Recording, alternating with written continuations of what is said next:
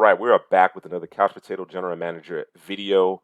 3-round 2022 NFL mock draft duel, head-to-head matchup between CPGM Drew and myself. And of course, we've been doing this throughout the draft cycle, whether it be Drew drafting for the AFC and I'm drafting for the NFC or vice versa. We've been going back and forth, but this will be the last iteration for the 2022 cycle, Drew. So we're going to go full 3 rounds, all 32 teams.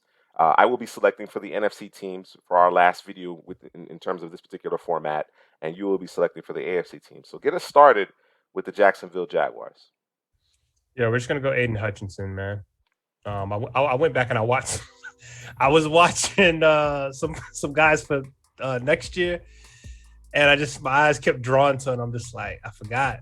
I forgot how good he was. You forgot, ridiculous, bro? Right? Yeah, I forgot. It didn't take long. About 2 snaps in, I was like, all right, okay, All yeah. Right. I've seen enough. Yeah, I've seen enough, and it's gonna be Aiden Hutchinson. Get that pass rush going. We'll figure the rest out later. All right. I'm going to follow up that particular selection with Kavon Thibodeaux. I have long since been in the camp of Kavon Thibodeaux as perhaps the best pass rusher. I think Aiden Hutchinson certainly has closed the gap. But I am not as down on Kavon Thibodeaux as some of the other prognosticators out here. He had nowhere to go but down. You understand what I'm saying? Especially after having an injury, which he played through part of the 2021 season. Yes, perhaps there's some things to work on, but the concerns about motor and effort and this, that, and the other, Kavon Thibodeaux is the pick here. And I think in that culture that they're building in Detroit, with Brad Holmes, Dan Campbell, I think he will slot in there, and I think he's going to be a star, man. All right, I'm gonna go safe here. I'm gonna play the safe game. I'm gonna go Evan Neal. Because this guy who can play tackle, can play guard. If it doesn't work out there, actually, wherever you play him, I think it's going to work out. I think he's the safest of all the offensive linemen to go with. He has the highest floor, and I think that floor might be that floor is super high, the highest of floors in the draft period of any player. So I'm going to go with Evan Neal. Next up, New York Jets. Y'all know I'm drafting for the AFC teams, and just so y'all know, this is tough. It's tough because I don't know what Juice is going to go with. He could be the next pick. He could be the next 2 picks. In this case, he's the next 5 picks, which is crazy. So, but for the Jets here, it's either edge or it's tackle, right? Mm-hmm. And man, this is tough. This is real tough because for me, if I'm going edge here, it's either Travon Walker or it's Jermaine Johnson. And if it's tackle, it's going to be Ecom. And I'm going to throw a wrinkle in here, man. You know what? I'm going to go Jermaine Johnson. I knew you were going to do that. I'm going to go Jermaine. Told me you were going to do that. I'm going to go Jermaine Johnson. All right. He's getting a lot more buzz lately. We love what we saw at the Senior Bowl. And he's a guy who's actually checked all the boxes for me at this point. And I'm going to go there, come off the edge, pair with Carl Lawson. Let's run it. Okay. All right. Jermaine Johnson is the pick for the New York Jets, 4th overall. I'm going to follow that up with Charles Cross here. And here's the reason why. I actually think Ekwonu might have the higher upside, certainly more effective in the run game, though that Charles Cross is not a slouch. I don't want to paint that and give that impression. But what Cross does from a pass protection standpoint, and I think is sorely missing in New York. Yeah, they could certainly stand to get better in terms of their rushing attack. But I really like what Charles Cross does from a pass protection standpoint. I think the way he uses his hands, once he gets locked in, he's terrific. His recovery, his agility, his recovery when he gets beat with initial move is the best in the class. And this is about Daniel Jones, right? It's as much about Daniel Jones as anything else in terms of being able to keep him upright. I think you pair him up with Andrew Thomas, and you have a solid base there in terms of your pass pro and the makings of excellent bookends in terms of your offensive line. Yeah, sometimes when I see Charles Cross, I think Tyron Smith. Sometimes. That's high praise. Not always, but sometimes I kind of, just in terms of him locking in, locking in, you know what I mean? Which puts us in an interesting situation here. I have long stated that I do not want to go into this particular season, the 2022 season, with Sam Darnold as my starting quarterback in Carolina, but can't pass up Ikem Ekwonu at this juncture. I think what the best case scenario for the Panthers is to trade down. I think they need to trade down. I don't think they have any day 2 picks in the 2022 NFL draft, and I think they need to change that. In order to get this team where it needs to be, they need to be able to add a starter. And I don't know that they have to necessarily go tackle. I think they can go guard and kick Brady Christensen back out to tackle. Now, they don't want to do that because of his arm length, but Brady Christensen is more tackle than he is guard, to be perfectly honest, in terms of my evaluation. But in this circumstance, I'm going to go with Ikem Ekwonu, and we're gonna get Christian McCaffrey in behind him and do some damage. So I think there's 3 players to consider here for this 7th overall pick for the Giants: Kyle Hamilton, Travon Walker, and Ahmad Gardner. I think all those 3 players are part of the conversation. I'm going to hold off on safety. I like this class. I like the depth of it. I think you have some more pressing needs, and I think you have a comparable player in terms of overall where he lands in my rankings as far as Sauce Gardner is concerned. And of course, the league at large loves what Travon Walker brings to the table. I'm actually going to pivot away from the edge. I know that's kind of been the recent battery of picks has kind of been offensive tackle and edge with the 5th and 7th overall picks of the New York Giants. But I'm going to go with Gardner here because I think Gardner has solidified himself as cornerback 1 in this class for me, and I think we'll be able to find a starting caliber player opposite Azeez Ojulari in the 2nd round. So that's what I'm counting on. I'm banking on that here. And I'm going to go with Sauce Gardner, particularly with James Bradberry apparently going to be on the move. All right. If Bradberry were to remain, if I had a crystal ball and I could see in the future and know that Bradberry would still be here, probably would then go in the Travon Walker direction. But under these circumstances, expecting Bradberry to be on the move, I'm going to go with Sauce Gardner with this pick. Okay. The Falcons, we can go in any number of different directions with the Falcons. And considering the players on the board, it would be, I'd be hard pressed to pass up both Travon Walker and Kyle Hamilton. But I'm going to do it. And the reason why I'm going to do it is because the cupboard is bare on the offensive side of the ball, I believe, in this league. And of course, this isn't the year necessarily for the Falcons to be competing, right? But I want to get started in terms of outfitting this roster with the weapons necessary for a young quarterback, the quarterback that we're anticipating picking next year, right? So I'm going to go with my top receiver. I'm going to go with my top receiver in the 2022 NFL draft class, and that's Garrett Wilson. So pair up Garrett Wilson with Kyle Pitts, and in 2023 might actually still have Calvin Ridley. You never know. You never know how that situation will work itself out. This is kind of a void year for Calvin Ridley, but he will be on the contract. He will be on the contract for 2023. So we'll see how that ultimately works out. And the last of my 5 picks in a row, I have the Seattle Seahawks on the board here, and I like the players on the board, man. The thought process is quarterback here, right? That's the thought process is that they traded away Russell and they got a bevy of draft selections.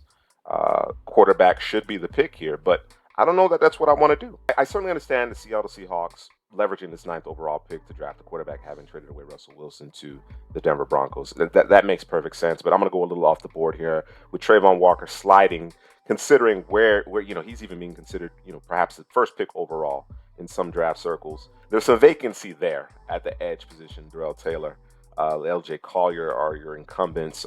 Guys that I think we liked coming out. I think we certainly liked coming out, but I think Travon Walker comes in and when he's allowed to actually focus on getting up the field and being a disruptor and getting after the passer, we'll get to see his full skill set here. So, and considering the draft capital that we have, not only this year, then next year, I think we'll be able to get quarterback either in day 2 or next year, get our actual quarterback for the long haul. I think this team is going through a bit of a transition, particularly if you're going to trade away DK Metcalf. I don't know that bringing in a quarterback here is as pressing.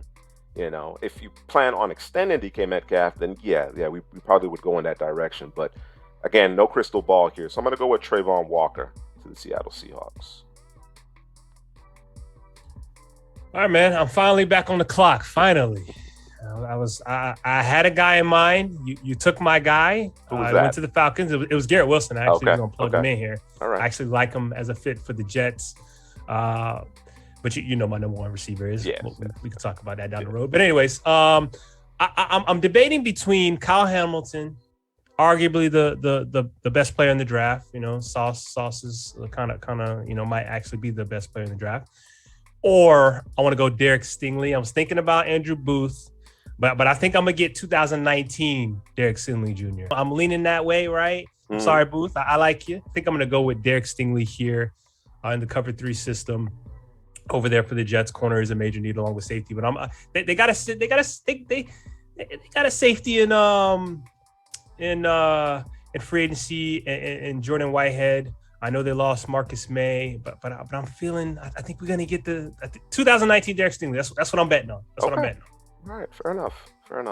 All right, so with the Washington Commanders on the clock here, 11th overall, they have a bevy of needs. I think they need to address the interior of their offensive line. The receiving core needs to be addressed as well. Certainly some excellent players on the board with respect to that. Safety is also a concern here, and I don't know if I can pass up Kyle Hamilton. I like the receivers. Receiver is a big need. It certainly is a big need. This is a good safety class as well. This is certainly a good safety class as well. So I actually, I might be talking myself into going receiver here. Kyle Hamilton slides a bit more. Should I do it? Should I not do it? Yeah, I like. Yeah, let's stop the Kyle Hamilton slide here. Let's put an end to it. Again, I certainly could understand going receiver here. I wouldn't bat an eyelash if that were the case. Washington only has 2 picks in the first 2 days of the draft. They may consider trading down in this spot, particularly if a guy like Kyle Hamilton isn't on the board, right? So, but in this case, he is. So we're gonna make that pick and kind of just turn our attention to the offensive side of the ball throughout the balance of this particular draft in Washington. All right, Drew. So you took my Derek Stingley, who I had earmarked for the Vikings with the 10th overall pick. So that creates a little bit of a conundrum for me here. I'm going to shy away from it. I'm not going to shy away from the position, considering that Gardner and Stingley are off the board. I'm going to go with my third-ranked corner, perhaps my third or fourth-ranked corner. But I love his upside. And that's going to be Andrew Booth Jr. I think folks who are down on Andrew Booth Jr., I think they criticize his lack of starts, perhaps that's. But I think in terms of the number of coverage snaps that he has overall, I'm not concerned about inexperience. I love the ball skills. I love the athleticism. I think he has the traits to become a really good man corner. But certainly in a zone scheme, if you allow him to play cover 2, cover 3, I think he's going to be phenomenal. Makes plays in and outside of his primary coverage, and I think he's just going to get better. I think his best football is ahead of him. Among the remaining corners, I don't think anybody has a ceiling that is remotely close to Andrew Booth Jr. Even if you do think his floor is a little bit lower than some of the guys like McDuffie, McCreary, or Elam. All right, man. Next up, got the Houston Texans with their second first-round pick. First pick, we went with Evan Neal, and I'm kind of debating in my head who I wanted to go with here. You're going to play in that. Let me say this: I was hoping Kyle Hamilton would fall here because I would scoop him. Mm-hmm. But you took him, so it is what it is. And I think I'm going to go with interior here. I'm thinking about that cover 2 system that Lovie Smith is going to run. And I'm thinking about the 3 technique that I want. And I think I'm going to grab the top 3 technique in this class, top interior defensive lineman in this class. And I'm going to grab Devontae Wyatt. Hit me down in the comment section if you don't like the pick. Who would have you gone with here? I just have to make a comment about this because it seems like you've come full circle on this. All I heard. I got my reasons. Perrion Winfrey. I got my reasons. Perrion Winfrey is a very good player, very good prospect. But I've maintained that Devontae Wyatt has been the top 3 technique, and he wasn't allowed to play 3 technique at Georgia. Yeah, that's the thing. He was miscast, not unlike Perrion Winfrey. Now, of course, they did what was best based on the talent that they had in Georgia, right? You know what I'm saying? Right. They had a deep rotation, but yeah, I think the counting stats are going to come if you allow him to be a true 3 technique. Agreed. All right, man. Next up, we have the Baltimore Ravens. Mm-hmm. And I'm looking at this team, and I can't believe there's these top 2 quarterbacks are still sitting on the board. This is how it may actually fall out. But obviously not going quarterback here. They're talking about, Lamar's talking about betting on himself this season so he can sign that big contract, and I hope he gets it done. But I think here, and I don't want to reach for anybody.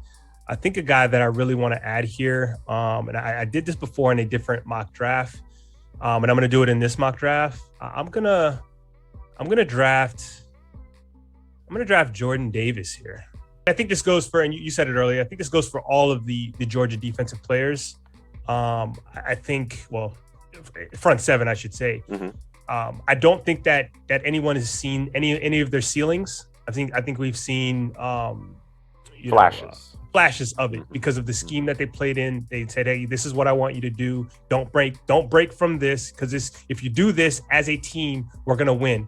And they were winning, and teams weren't scoring more than 6 points a game on them. So why would anybody go outside of that, right?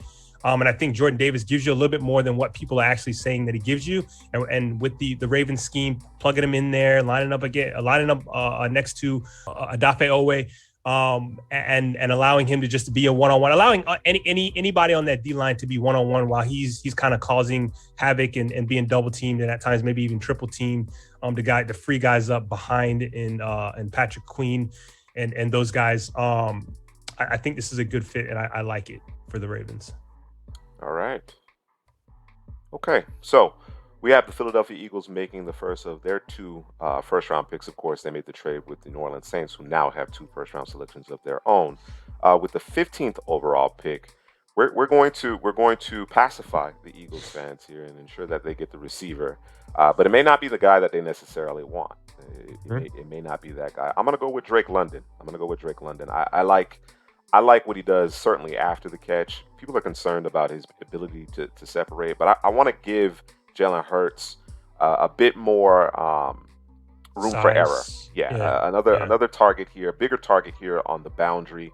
I love Devontae Smith. Devontae Smith is receiver one as far as I'm concerned, but what London can do in the red zone, above the rim, and again after the catch, is really impressive. And I think he's kind of been out of sight, out of mind because of the injury, but he was on a torrid pace before he went down to injury and missed out on about roughly half the season. So Drake London is the pick for me here. All right, and we're gonna run up to the podium with another receiver here. As a matter of fact, actually, we're not gonna go receiver here. We're gonna go with Trevor Penning, Teron Armstead, now in Miami. I'm of the mindset that New Orleans added this additional first-round pick because they don't think that they're particularly too far away from being able to really compete. That's my thought process. Otherwise, it doesn't make any sense. It doesn't make any sense to give up the 2023 first-round pick, particularly if you're looking for a quarterback. I think, of course, they made an effort to acquire Deshaun Watson. Didn't work out. They went to Plan B, added Jameis Winston.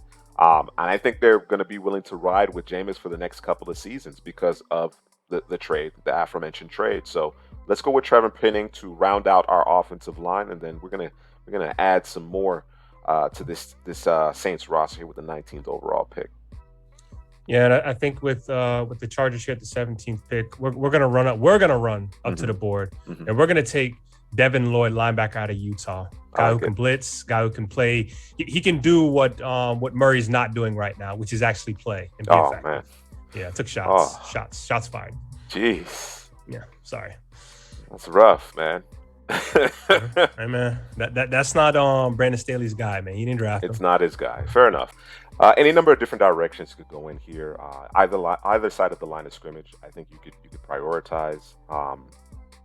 And then, of course, corner. I think this team certainly needs to get a corner. One player in particular that's been earmarked to the Eagles for months now has been Trent McDuffie, and I think that's the direction I'm going to go in here. Of course, they play a ton of zone. He's one of the better zone corners. I'm not going to call him the best. I think he's on a short list. He's top 2 for sure. He's the best. The best. All right, according to Drew, he's the best. But pure I think he's zone best. I think he's an excellent fit for the scheme that they run here, and he's battle tested, or rather, his film has been terrific. I don't know that he's necessarily faced the best of the best to this point, but again, when you talk about his skill set matching up with the scheme, I think this is a good fit here. All right. So with my first round pick with the New Orleans Saints, I selected Trevor Penning. Now we're just going to add some speed. I'm going to offer Williams. I want to blow the top off the defense. I want to see if Winston can catch him in stride. I expect him to make a full recovery off the knee injury and really on that turf, on that fast track, be able to put, the fear in some of these opposing defenses and secondary. So Jameson Williams is my pick here. Jameis gonna overthrow him like he was Deshaun Jackson. Come bro. on, Don't worry man. about it. Come on. You know what I'm saying? It's facts. Don't bro. be like that, man. All right, man.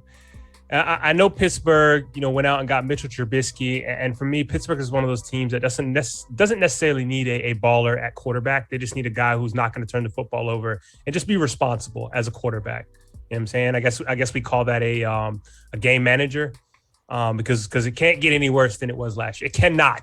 It's impossible, right? And they made the playoffs by thank you, Carson Wentz.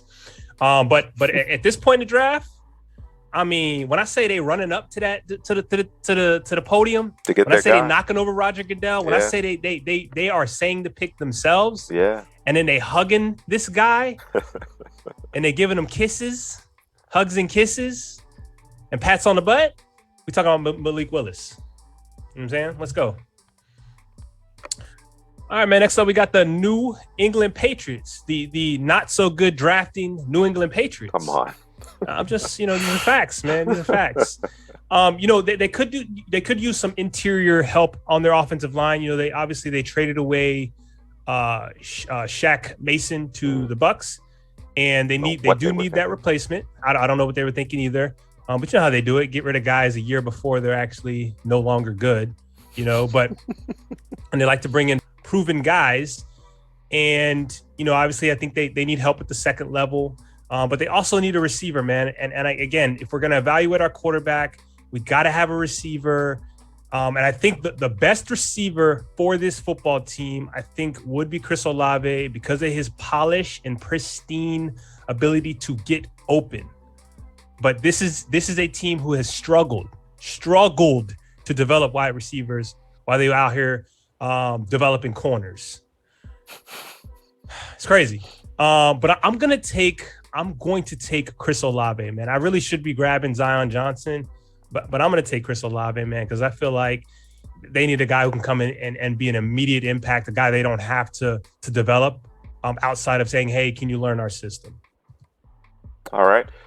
With the Green Bay Packers on the clock, they did sign Sammy Watkins to a one-year deal, but considering Sammy's history, I love Sammy Watkins. I am a Sammy Watkins apologist.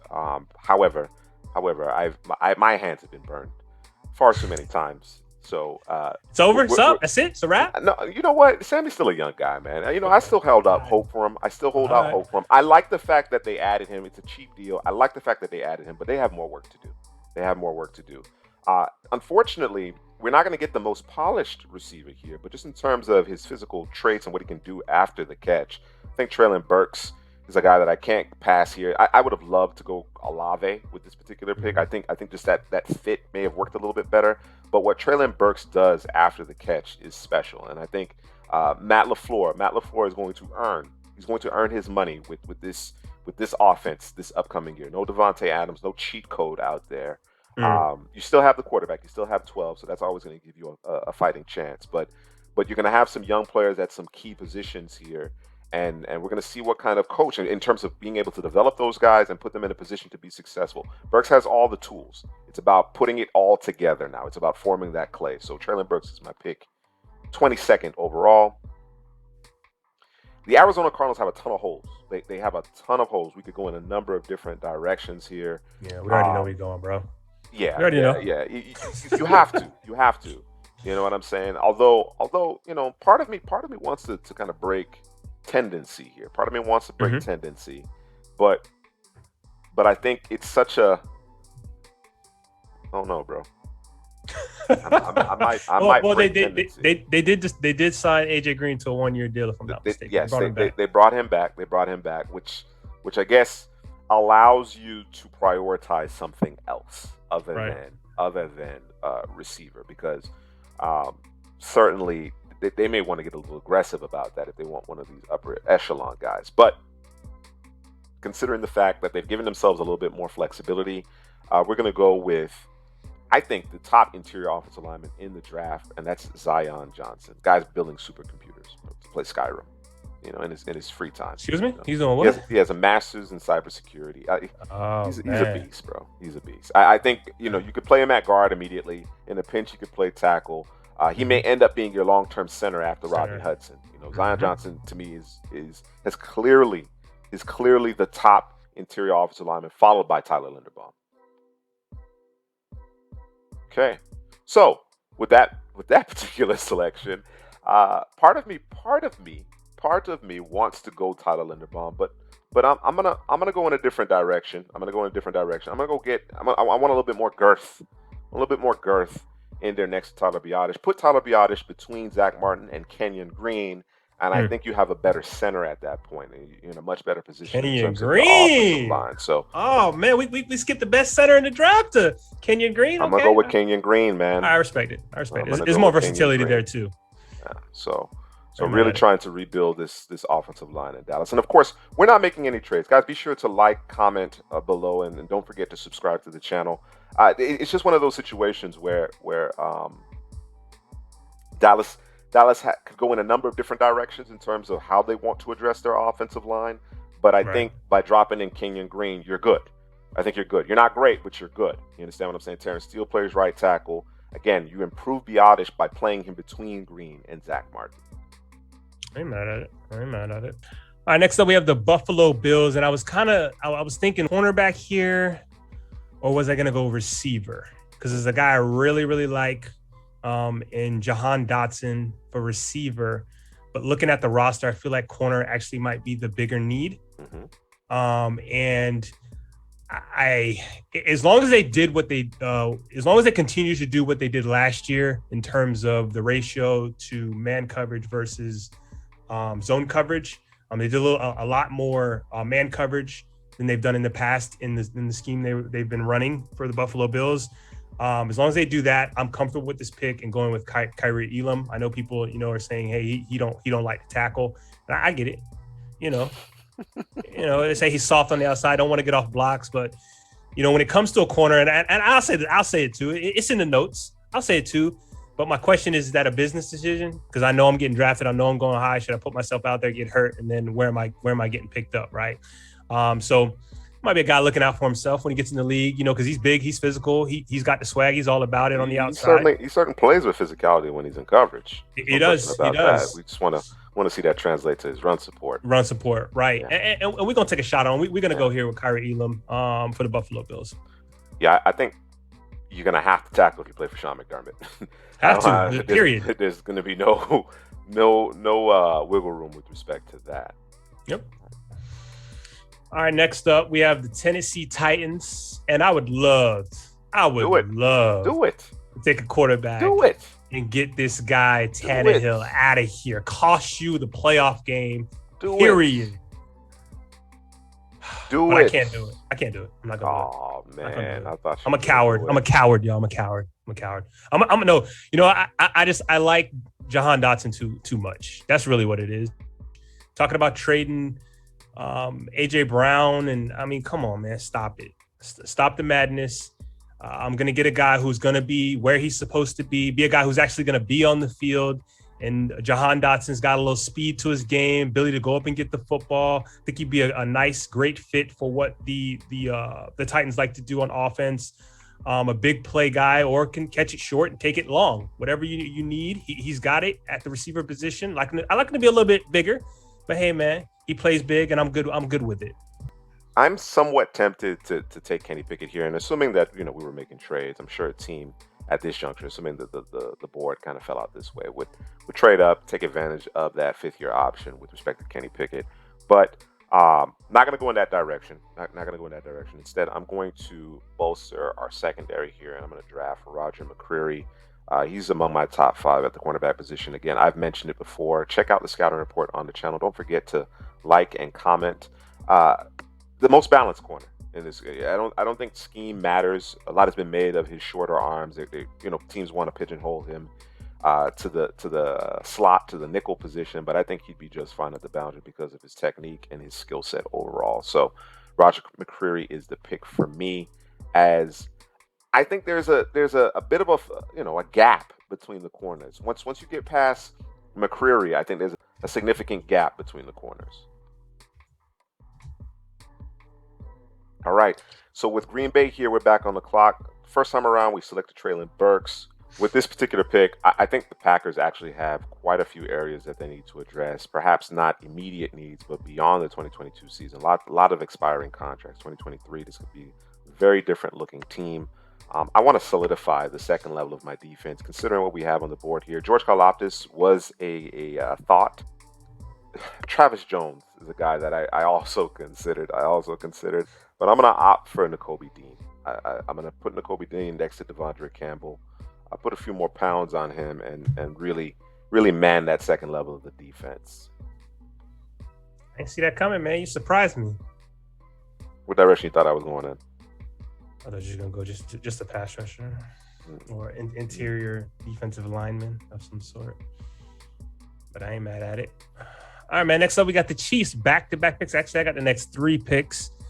And for this first pick, I am going to go. Got some guys up here for me, man. I'm gonna go George Karlaftis here for the Chiefs. This is a guy who can play the edge. It's a guy who can also play inside. So he'll in an even man front, yeah. Yeah, in an even man front with Spags in that defense, he'll be able to move the pieces around, get guys in the best position possible because we know he likes to throw the kitchen sink at the offense. So I think I'm going to go George Karlaftis to open some things up for him. And then for my second pick, I'm going to go. I was going back and forth while you were kind of going through your picks, and I was thinking Daxton Hill, Lewis Cine. They're kind of similar, but I love Cine, man. That's your guy. Yeah, that's my guy. A guy who can play on the back end, a guy who can play in the slot, a guy who can come down in the box, play in the box. I think he can do anything at the safety position. So I'm gonna go with Lewis Cine here. No more 47. We don't have to see that anymore. 48 somewhere else. 48. Yeah. Oh, I thought he was 47. No, 48. Oh, he was 48 the whole time. I thought he was 47. 48. Oh man. Oh, it was 48. 48. Yeah. My bad. Y'all know who I'm talking about. Sorensen, good old Daniel Sorensen. No more of that unless Cine plans on wearing 48. But let's hope not. Knock on wood. And then we gonna do the right thing, man. Just Linderbaum here.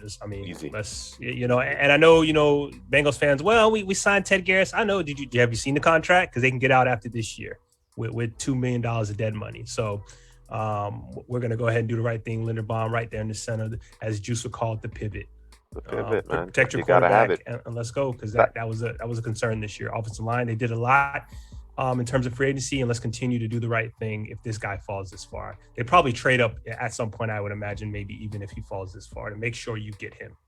You punctuate this offseason by dropping Linderbaum there in Cincinnati. You know what I'm saying? That interior of the offensive line as a whole was a problem for Cincinnati, particularly the interior. And then you go and get Linderbaum, who widely considered the best center in this class. I think it's an easy decision, to be perfectly honest with you. Perfect situation for the Bengals here at the bottom of the first round. All right, we're gonna go with the local guy here and Daxton Hill. Help out that back end of that defense. You got Tracy Walker, but beyond that, you have a couple of other players with expiring contracts here. So Daxton Hill's a pick for me. Certainly help out that secondary. I ain't mad at it. I ain't mad at all. Let's get him here.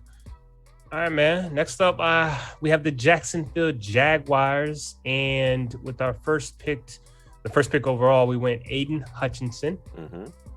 Bernhard Raimann. Okay. Offensive tackle out of Central Michigan.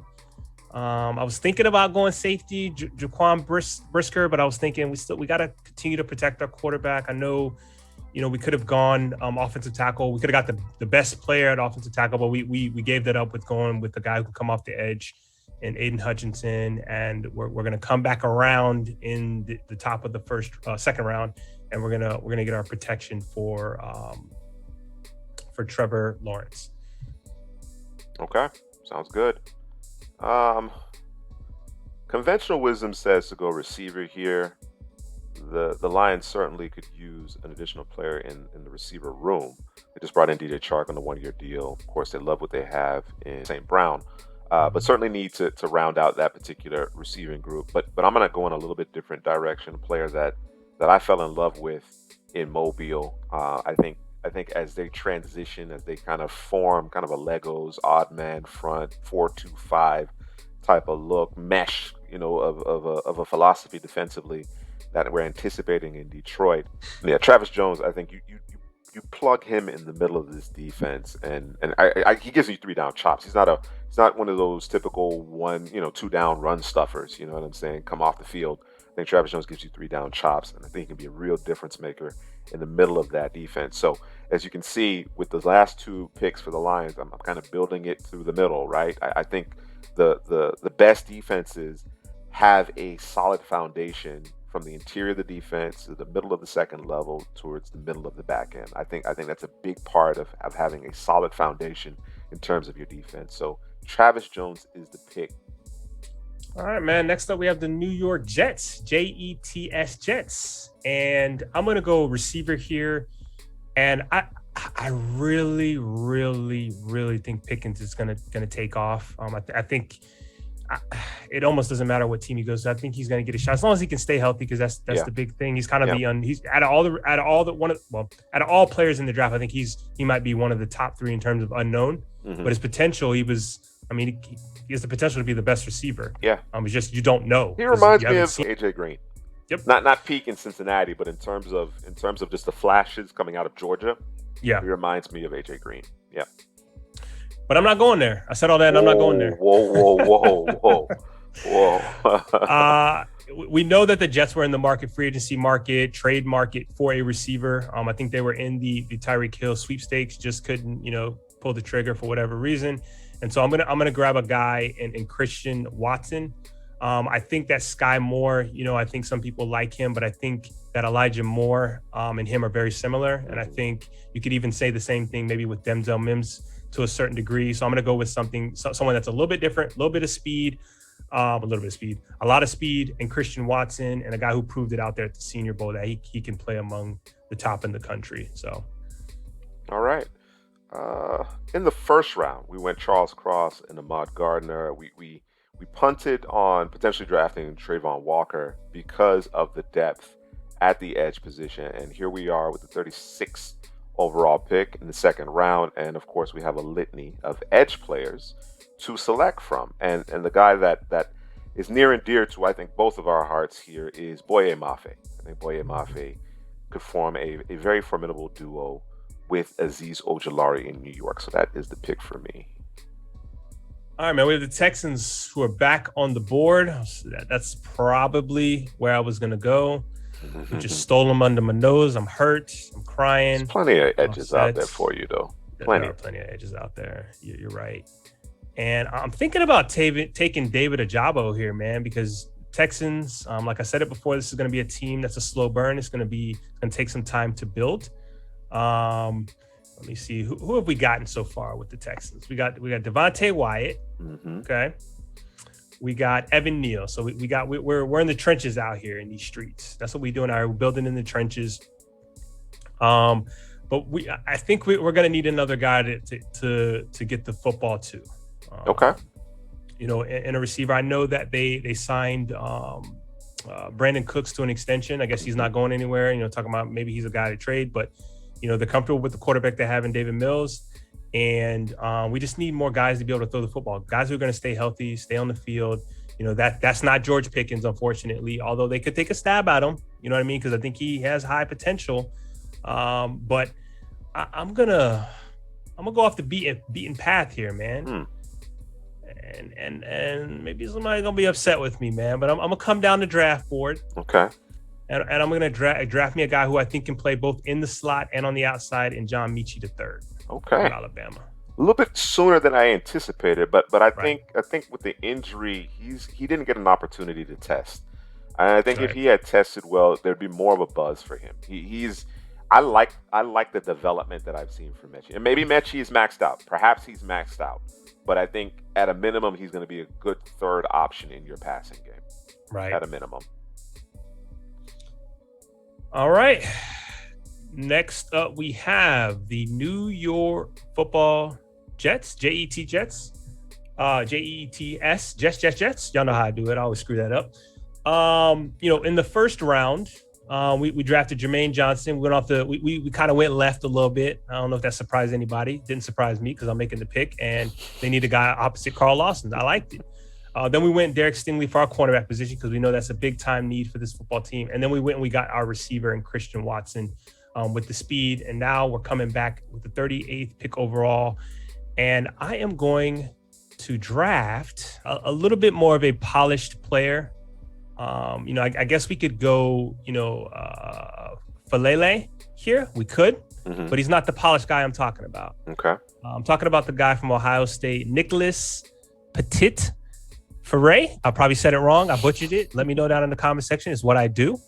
I'm going offensive tackle, Ohio State. Call him Nicholas PF. Let's get it. You don't like George Fant out there, huh? Nah, man. We'll George figure Fant it was out, good. man. George Fant was good, man. He was good last year. But yeah. Okay. All right. We have the Bears on the clock, and the Bears have a lot of work to do, man. I feel for my guy Justin Fields. I really do. They very little. They have a lot of work to do, but we're not going to really think about this too much. I'm going to go with George Pickens. As talented a receiver as there is in this class, just again to Drew's point, just staying healthy is really the main concern. So with him slipping a little bit, I thought that there were a couple of options there in which I figured you would go Pickens, but Pickens is the pick here for me. All right, and that's actually the Bears' first pick. They do not have a first round pick because they traded up for Justin Fields last year. We had Seattle Seahawks on the clock, back-to-back picks in the first round. I selected Travon Walker. What were you doing? What were you thinking? That was a Malik Willis pick. How could you? Turns out, Kenny Pickett's here, sitting, waiting for us. Certainly by making the selection, it doesn't necessarily take you out of the thought process of perhaps going back to the well, if you're so inclined, next year. You know what I'm saying? If one of those superstar quarterbacks, the C.J. Stroud, the Bryce Youngs, Jerkavich, and all of those guys, if you're higher on those guys, it doesn't necessarily take you out of that running by selecting Pickett here in the second round. So I'm going to select him. I actually think Pickett's actually my number one quarterback. I know folks are a little down on him. There's still some things that he needs to work on despite being a super senior, but in terms of being able to spray the ball all over the field, what he can do outside of structure, I'm a big proponent of development, right? The progression over the course of your college career. I am less focused on what he did his freshman year, but I am focused on it in terms of relation to what he did in his last year, and he made a huge leap. Part of the challenge with Pickett has been the fact that he's played in a multitude of offenses throughout his career as well. I don't think enough emphasis is being played on that. And of course, Pittsburgh wasn't a spread it around type of offense, until more recently. And you see the numbers that he put up against stiff competition at times. So Kenny Pickett's the pick for me here. And we got another selection here with Seattle. We need to keep him upright. And I believe the guy that I'm going to opt for, the tackle I'm going to opt for, is Daniel Falele out of Minnesota. Falele is a mountain of a man. Very difficult to get around. Are there some holes in his games? Yes. But I think he could come in here and stabilize that right tackle position for you. So Daniel Falele is the pick. We have the Indianapolis Colts. Did I say it right? Yes, you did. Okay, very well done. Okay. All right. You gotta slow it down sometimes to get it right. Obviously, the biggest need I think for them is probably receiver. But at this point in the draft, I'm not willing to go there. I'm willing to grab a guy who's still on the board. It's unbelievable. I think DJ Jeremiah would be like, what is going on in this draft? And the cornerback position and Kyler Gordon, I'm going to go ahead and I'm going to snatch him up right now off the board for the Colts. Seeing how they traded away Rock Ya-Sin. It was a sin that they did that. It was a sin that they traded Rock Ya-Sin. Okay. Yes. All right. We went Garrett Wilson in the first round for the Atlanta Falcons. And as I mentioned before, the Falcons could literally address any part of their roster, except for maybe cornerback. I think they're in pretty decent shape at corner. They could even stand to improve there. We're thinking about the future, right? That's our thought process. That's our thought process in Atlanta, right? There was a very unfortunate injury suffered by one David Ajabo during his pro day. We're going to give him a redshirt year, bring him in, and really see him take off in 2023. All right, man. We have the Cleveland Browns here at the 44th pick overall. And I'm going to select the guy we saw over at the Senior Bowl, Arnold Ebiketie. Did I say it right? I butchered it.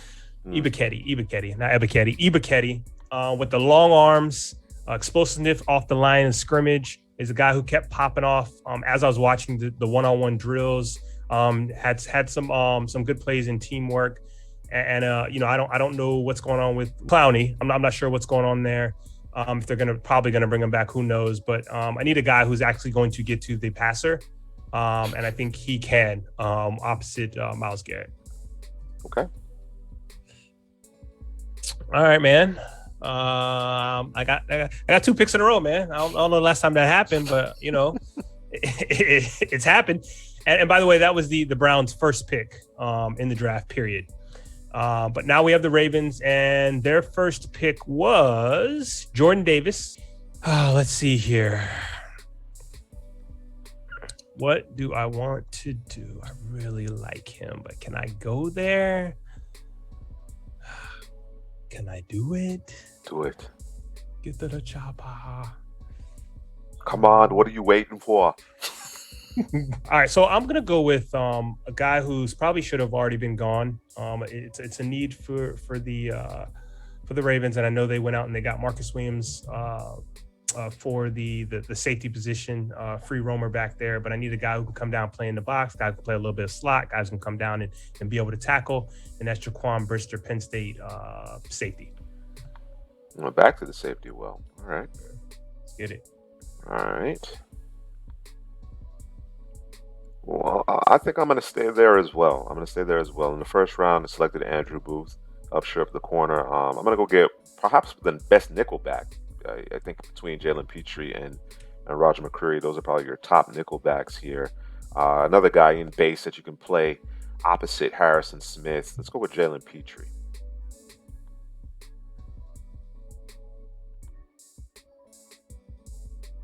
All right. And that puts the Washington Commanders on the clock. In the first round, I selected Kyle Hamilton.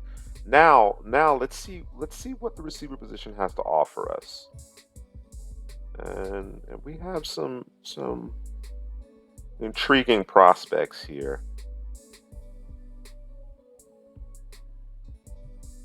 I like Tolbert, bro. I like Tolbert. I'm not going Tolbert, but I like him. I'm just saying that. All right. Let's go with Sky Moore here. Yeah, we need some more teeth in this passing game. I'm going to opt for Sky Moore here to the Commanders. You mad at it? All right. Got Justin Fields a weapon with the first of 2 second-round picks. I'm going to come back, and as this team is transitioning from an odd man front to an even man front, I want to get somebody who can give us some push in terms of an interior pass rush. We're not going to be able to fix this whole thing with the Bears, this one draft class here. So we're going to focus on getting the best players available. And Perrin Winfrey was terrific in Mobile. Played out of position at Oklahoma, so you didn't get to see the full breadth of what he's capable of. But I think in this particular scheme, in an even man front, making his way from the interior next to Justin Jones, I think he could be a big-time difference maker for Chicago. And the Saints are back on the clock. The Saints come marching in are back on the clock. Yo. Trevor Penning, Jamison Williams, and why the hell not, Drew? Why the hell not? Huh? I mean, why the hell not? I ain't mad at it, bro. Let's draft Matt Corral. No first round pick in 2023. We'll see. We'll see if Jameis is the guy. We'll find out. Maybe. If so, perhaps Matt Corral is a chip to be moved, a piece to be moved. Otherwise, this could very well be Matt Corral's team as early as perhaps midway through the 2022 season, depending on how things go. So Matt Corral is the pick. Man, next up we have the Kansas City Chiefs with our first 2 picks back to back. We went George Karlaftis and then we went Louis Cine. And so I was thinking of going receiver, but looking at the receiver, what's left on the receiver board, I feel like that's funny. I think that there's plenty of receivers that I like. So I don't need to force it here, but I do need to force a cornerback, a guy with traits, a guy with some speed, and Tariq Woolen. I think he would fit well in this scheme. Just got to use his hands. He has 10 fingers, 2 hands, and 2 arms, 2 forearms. You just got to use them. And if he does, get them extended. Get them extended. Yeah. What's the point of having all that length if you don't use your arms? Man? When he didn't do it in Mobile, it was bad. When he did do it in Mobile, he was locking folks down. So, all right. Tariq Woolen is the pick. Philadelphia back on the clock. And just a quick recap. We took Drake London with the 15th overall pick. Follow that up with Trent McDuffie. So we addressed the perimeter in the first round. I think it's now time to address the line of scrimmage, and we're going to start on the defensive side. We have some players that have dealt with injuries, a little bit older, some expiring contracts coming up. I want to start replenishing that. I think when the Eagles were at their best, they had an excellent rotation up front, and we want to kind of revitalize that, right? So Logan Hall can play inside, outside, and even man front. If you want to go, odd man front, I think you can certainly play the 5 technique. I think he has a lot of flexibility and a lot of skill. I think perhaps his best football may still be ahead of him. So Logan Hall's a pick for me here with Philadelphia, 51st overall. All right, next up we have the Pittsburgh Steelers. And with our first pick, we went and we got our quarterback, Malik Willis. We need to get him a weapon that he can throw to. Not that he doesn't have that already, but we need somebody who's reliable, somebody who will catch the football. With every receiver that they have on this roster, for the most part, there's an issue with them, and it stands out. And I think I want to go. Some might say I'm reaching here, but I like what I saw at the Senior Bowl. I like the size. I like the speed. And at the end of the day, this is a guy who's going to be where he's supposed to be in a Jalen Tolbert out of South Alabama. Good pick. I like that one. I had hoped that he would be there a little bit later, but I actually really like this pick. Yeah. All right. Green Bay on the clock. In the first round, we went with Treylon Burks. We added Nakobe Dean. I like the value. I like the value in it, and what I envision in terms of Dean playing next to Devondre Campbell gives you a lot of athleticism at the second level. Now we need to turn our attention to, again, making sure that we are in a position to stabilize this roster with a number of different players on expiring contracts. Again, 2022 being the last year, some players are going to have to get extended. Jair Alexander's extension is in the wings. Rashawn Gary, his extension is in the wings. So we need to make sure that we're in a position where we have other areas addressed in order to accommodate what's going to end up in some salaries increasing, right? I'm going to take the DeMarvin Leal. Expiring contracts up front. Need some athleticism as well as some girth here. So DeMarvin Leal. Let's pick. Like it. All right, next up we got the New England Patriots with our first pick. We went and we got the most polished receiver coming out in Chris Olave. I was gonna follow that up with linebacker. And I was deciding between Christian Harris and Chad Muma or Quay Walker. And man, I think that I'm going to go with the scheme that New England likes to run in terms of how they use their linebackers. I'm going to go with Chad Muma here. I think he fits the best in terms of what they do over there at New England. This is a guy who's very stout against the run. And he's actually pretty good in pass coverage, pretty good spatial awareness in terms of what's around him, what's coming around him, reading the quarterback's eyes. I'm going to go with Move here. I think the Cardinals could stand to go back and address the offensive line yet again and really get that situated. The player that I'm going to go with here may come as a bit of a surprise. I'm going to go with Jamari Salyer. He can play tackle. He can play guard. I think we probably start him out at guard, let him compete for one of those positions opposite Zion Johnson. Long term, he's going to find his way into the starting lineup because you have DJ Humphries and Kelvin Beachum both on the final years of their respective deals. So Salyer certainly could have a role this year. That you would expect that you would anticipate that. That's ideal in 2022, being a second round pick. But certainly he's part of the plans 23 and beyond. So Jamari Salyer is my pick here. So I think it's a player that just isn't being discussed enough. You have the Dallas Cowboys on the clock with Kenyon Green in the first round. I was You know how I always felt about 54. They finally parted with that. I want to free up Micah Parsons a little bit. If there was an interior defensive lineman that I liked here, I probably would go in that direction. But I'm going to opt for Quay Walker. Let's bring Quay Walker in, right?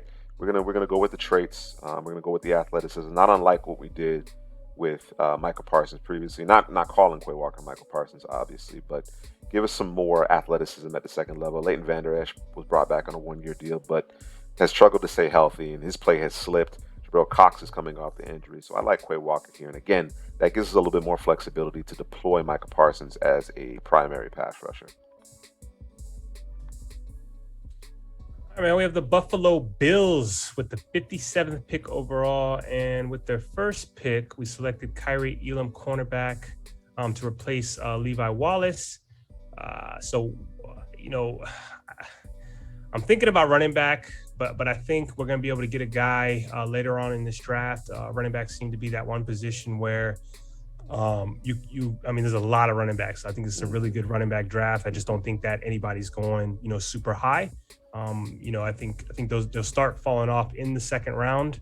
Have we drafted a running back? I think we have. Nope. I don't think we've drafted a running back yet. We have not. And I'm not going to start that here. I'm actually going to go and get a linebacker. I think I've seen enough. I think we've seen enough of Edmonds. We tried to tell Buffalo fan, and we're going to continue to tell Buffalo fan. We thought just maybe he might mature. He might figure it out. The instincts might come in, but at the end of the day, I think you either have instincts or you don't. And he's a very athletic football player. I just don't think he has the instincts to play the position. There's two positions you have to have that at, and one is linebacker, number one, and number two is safety. Yep. And he doesn't have it, as far as I'm concerned. And we're going to grab a guy who actually has instincts, a guy who plays well in space, in Christian Harris. Okay. So the Falcons, they're going to deploy a bit of a multiple defense. We could see more odd man fronts from them than we have in recent years, particularly with Dean Pease as a defensive coordinator. A guy that could stand up, put his hand in the ground, coming off the edge, that I really like here is Nick Bonito. And the Green Bay Packers are on the clock. We're going to go with Dylan Parham. It's a little bit on the light side, but I think he fits well in this particular scheme. Maybe a little bit of an adjustment for him because he's a smaller guy, a lighter, I should say, but he plays more in kind of a gap capacity. His skill set seems to be a better fit for that. But we're talking about a 4-year starter, held his own at Senior Bowl, good athlete. So here we are trying to solidify that offensive line in Green Bay. And before I do that, what have we done in Green Bay? We've selected DeMarvin Leal, as well as Traylon Burks and Nakobe Dean. So nice group here. Solid group. Drew's Bucks are on the clock. And in the first round, I selected Roger McCreary. I know Bruce Arians wants a little bit more quickness in the interior of his defensive line or along the defensive line. I'm not sure he's going to get it here. One spot along that offensive line in Tampa Bay that needs to be addressed. And a left guard, I'm going to drop Tyler Smith in there. Yeah, he played tackle at Tulsa, but I think he profiles much, much better as an offensive guard in a power scheme. So we're going to go with Tyler Smith here. We're going to go ahead and get our replacement for Laken Tomlinson here to solidify this offensive line. And I like Cole Strange in this particular scheme. Cole Strange. All right, man, for the Chiefs, I really do need to go receiver. Like, I need to go receiver, but I'm not going receiver. Not forcing it, huh? No, I'm not going to force it. Tariq Woolen, George Karlaftis, and Lewis Seen. Yeah, man, we're going defense, man. We're going to shore this thing up. It was a big problem down the stretch, and we want to shore that thing up. And I'm going to continue to stay on defense. I'm going to continue to stay on the defensive line, and I'm going to draft. Man, I'm going to draft Kingsley Enagbare. There you go. I'm going to draft him from South Carolina. He was a guy who I actually really, really liked his tape. It was just annoying. And again, they do this in college where he's dropping back into coverage and playing linebacker. And it's like, pick one, just pick one and let him do it. You know, I'd rather have had him seen rushing the passer. And if I'm not mistaken, I saw a stat on Twitter from PFF. You know how they throw it out there sometimes, where he actually was, what was the percentage? It was what did that percentage? It was compared to, I think it was win rate in terms of pass rushing situations, and he was the highest of anybody, which I was amazed by. And so I'm gonna go with him here, coming off the edge, continue to add to this Kansas City defensive line. Again, we're not sure what's gonna happen with Frank Clark after this year. He's probably done after this year. He's gonna have to go elsewhere, I think. So I'm gonna go here with him. All right. All right, man. Next up, we got the Bengals, and this team is one of the teams I think is kind of like, I'm gonna say stacked, in terms of there's nothing that they really is like a super glaring need. They did what they needed to do in the offseason. The first pick that we did go after, though, was get Tyler Linderbaum, the best center in the draft, arguably. You know, we could argue it up. And here, edge and inside player, he could actually probably play any of the defensive line positions as far as I'm concerned in Drake Jackson. This is a guy who like the edge I just picked, was used and abused in a myriad of ways in terms of usage. And this is a guy who just needs to put his hand in the ground and go after the quarterback, whether it be from the inside or the outside. I think this is a guy whose first step quickness is one of the best in the class, and a guy who's not getting a lot of love because, again, on how he was used in college is disappointment and damn shame. Drake Jackson. Damn from shame. USC. Damn shame. All right. Next up, we got the Denver Broncos, and I'm going to make this real easy. Obviously, they traded away Noah Fant, and I want to get a tight end that can replace him, and a guy who actually can play the inline position. I think a little bit better than Noah Fant in terms of helping out the offensive line and blocking, as well as going out and catching passes. This isn't a guy who's going to run away from the defense like Noah Fant, but it's a guy who's going to make the catch, be reliable, be where he's supposed to be as a tight end. That's one of the biggest things you want. So I'm going to go with Trey McBride out of Colorado State. All right, next up we have the Jacksonville Jaguars. And with our first pick, we went Aiden Hutchinson. With our next pick, we went Bernhard Ryman. Mm-hmm. And for our next pick in the third round, our second was this. Actually, we're at the top of the third round. Forgot these boys are always going to be at the top of every round. We are going to select. I'm going to go with my guy from Florida, inside. I think he's better inside rusher, Zachary Carter. But I think he can play the edge. He's a power player. Has some explosiveness off the edge in the odd man front. All right, Lions fans, here you go. I know this is your guy, so no, he fits the bill. He certainly fits the bill. With our first three selections, we went defense: Thibodeaux, Daxton Hill, as well as Travis Jones. We need somebody on the boundary to get vertical, add a little bit more size to the receiver room. Certainly with DJ Chark just being on kind of a one-year prove-it deal, this makes a lot of sense. Very uber athletic, tested very well. We'll see if he'll continue to develop at the professional level. Alec Pierce, a lot of upside here. Mm-hmm. All right, and I'm going to follow up that pick. Actually, let's take a quick peek at what we've done for the Giants thus far. We went Charles Cross and Ahmad Gardner, 5 and 7, and then early in the second round we addressed the edge with Boye Mafe. So great start to what we're doing. We're going to continue to add to the defense. That's a lot of meat to the defense that we're adding here, and we're going to add, I think, perhaps one of the better 3-4 inside linebackers in this class in Leo Chenal. I think next to Blake Martinez, I think Leo Chenal could be really effective coming downhill. And I think now you have the makings of a formidable front seven with Chenal as part of the group up front.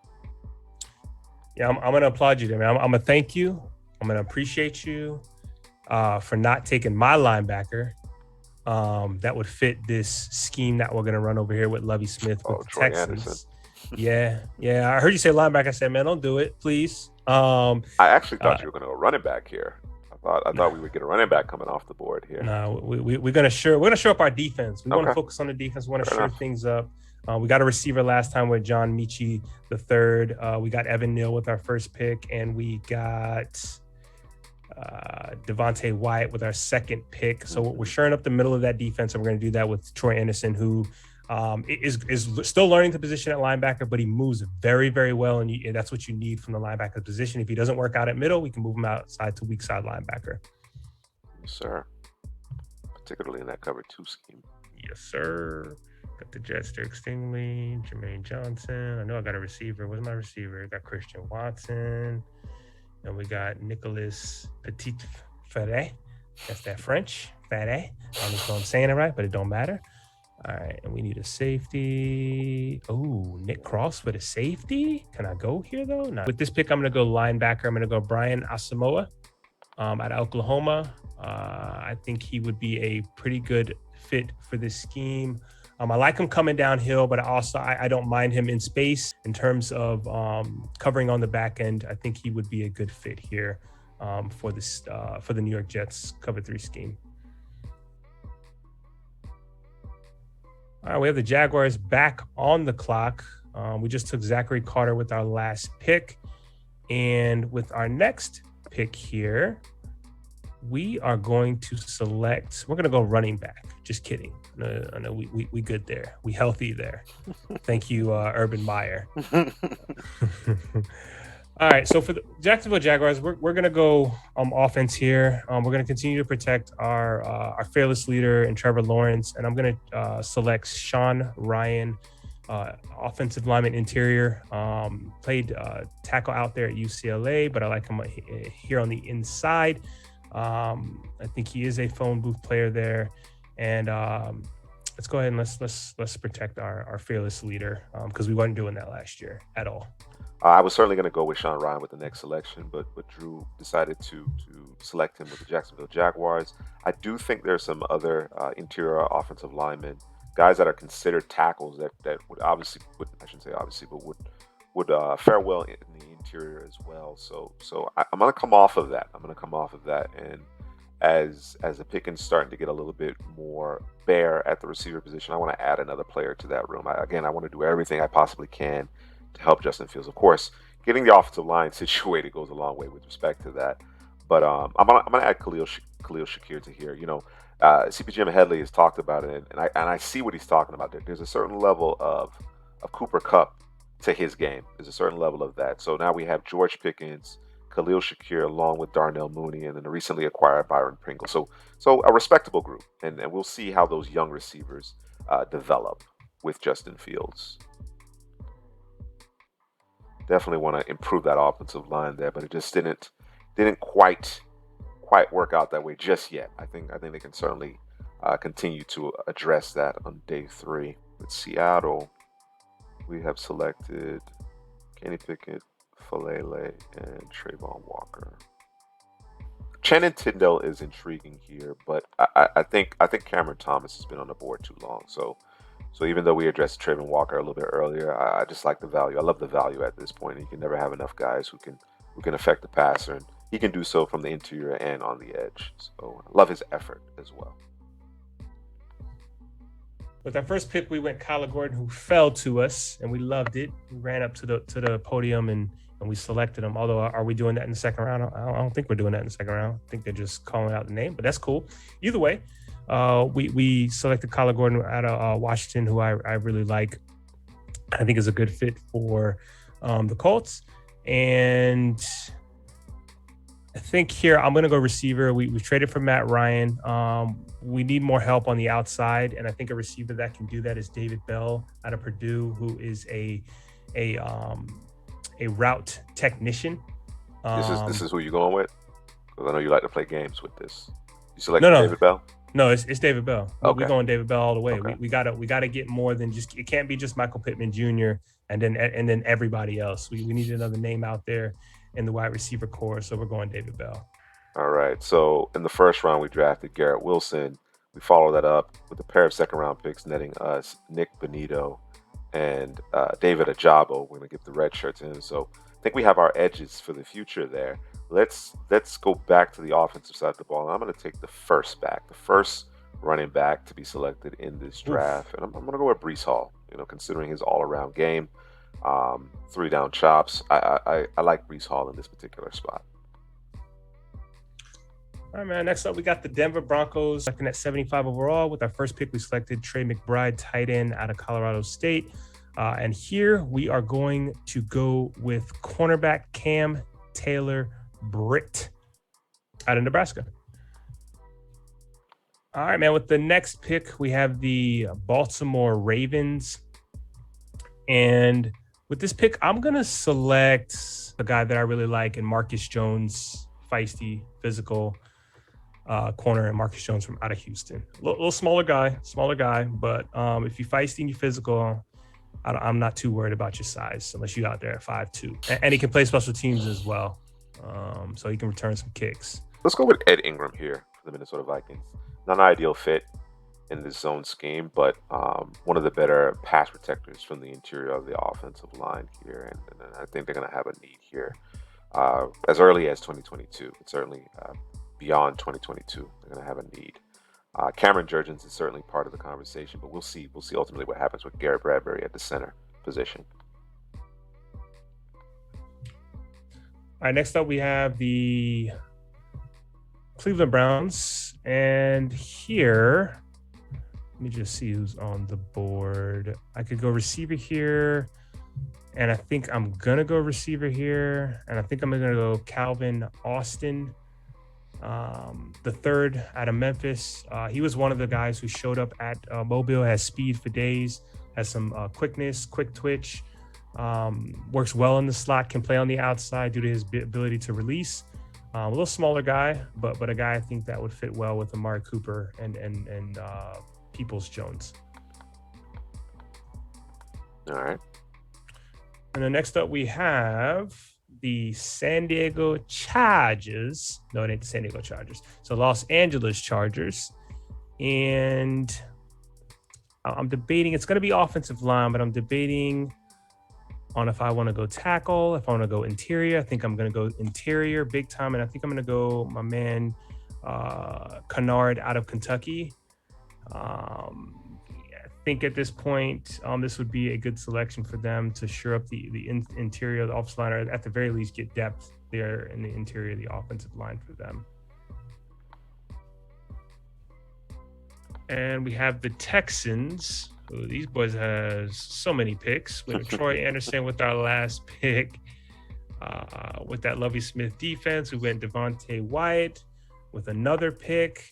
And we also went Evan Neal, offensive side of the football. And I feel like I'm missing a pick here, man.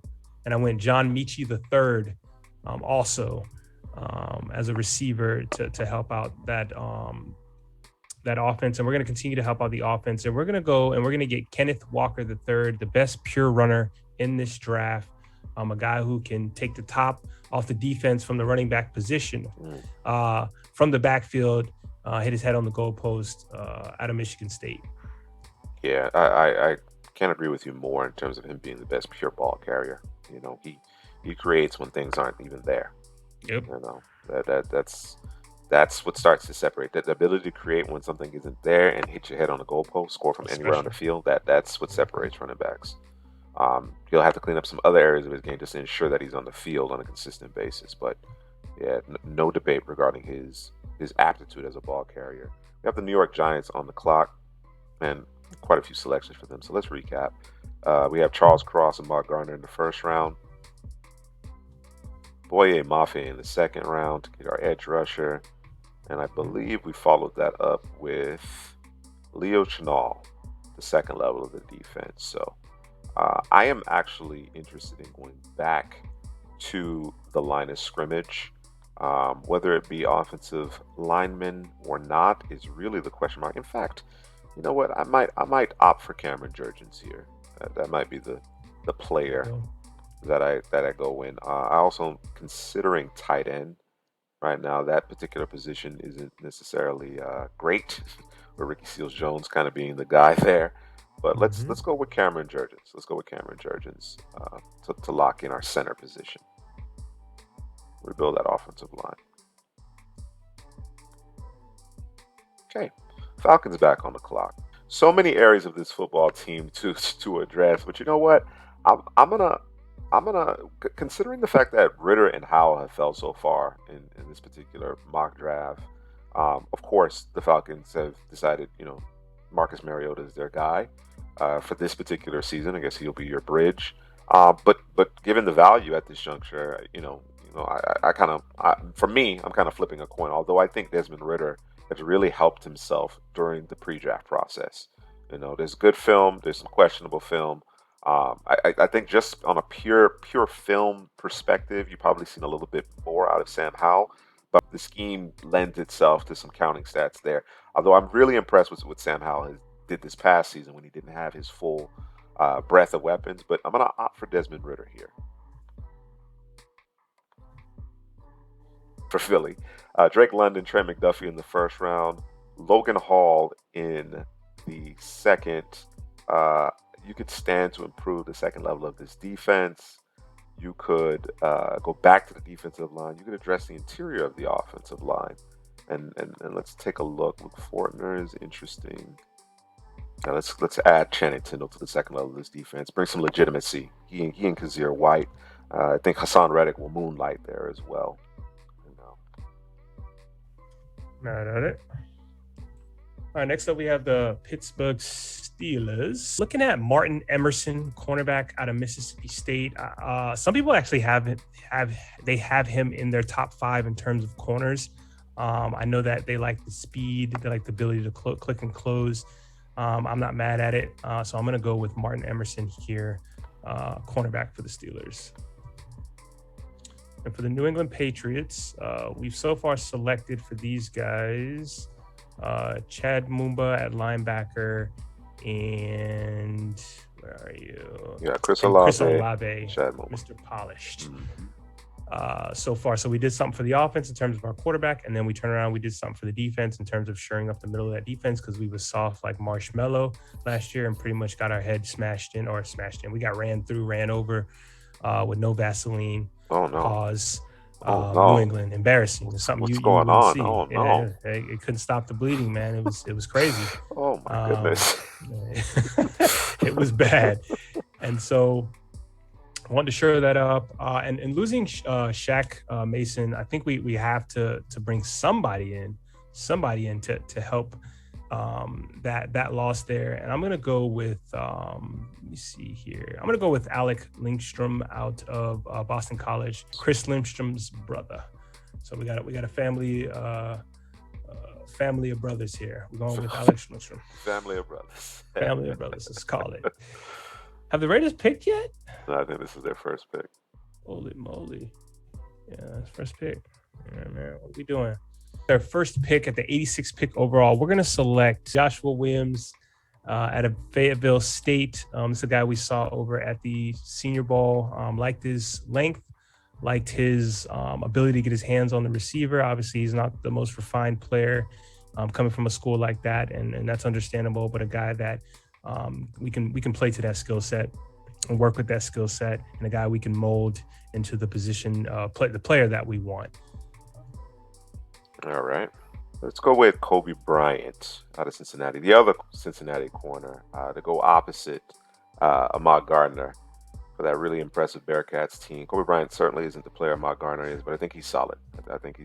He has good size, and I think in zone coverage, he's probably at his best. I've seen him lock some guys up. I've seen him give some ground up to some speed, but I think if you get him in the right scheme, coach him up, I think he's certainly all business as a 4-year starter.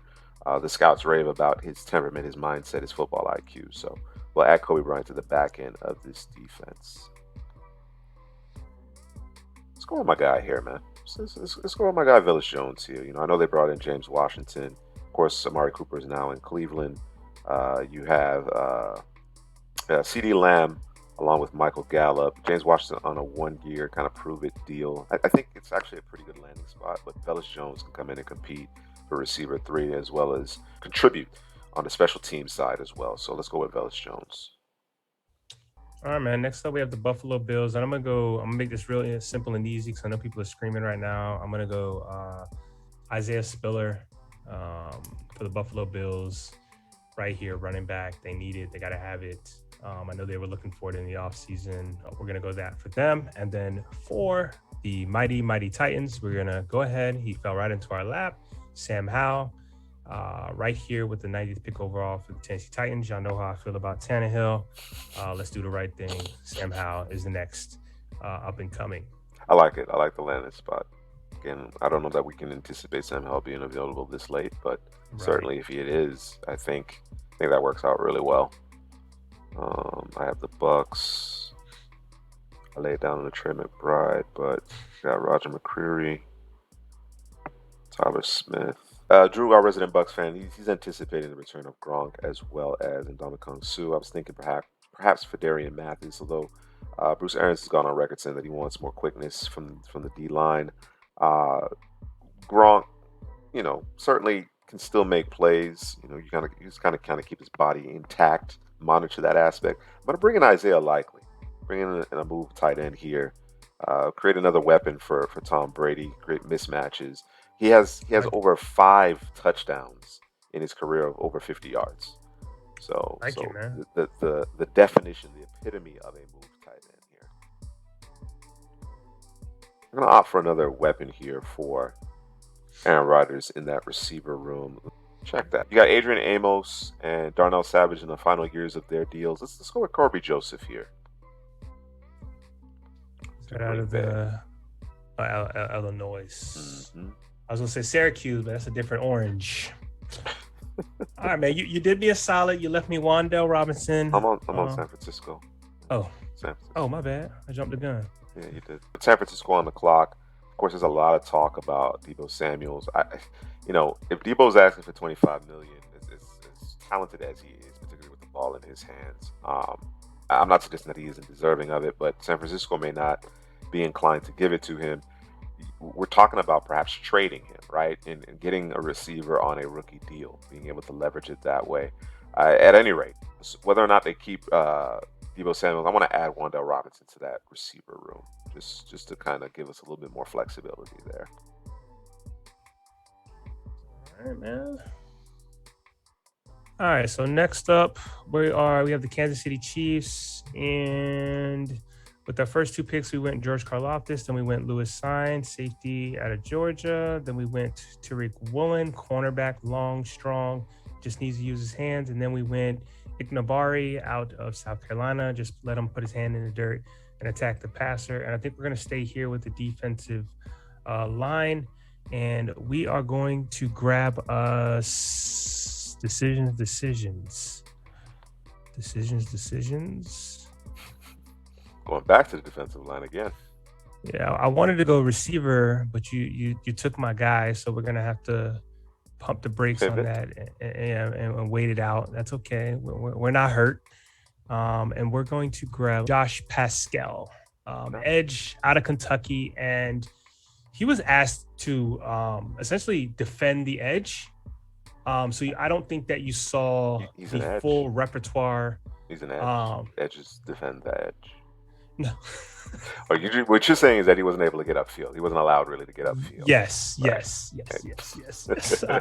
I thought we all understood that. So you had to clarify for me. Okay, you had to clarify. Cleaned it up. Yeah. Yes. To defend the run, to hold. When they're running the read option.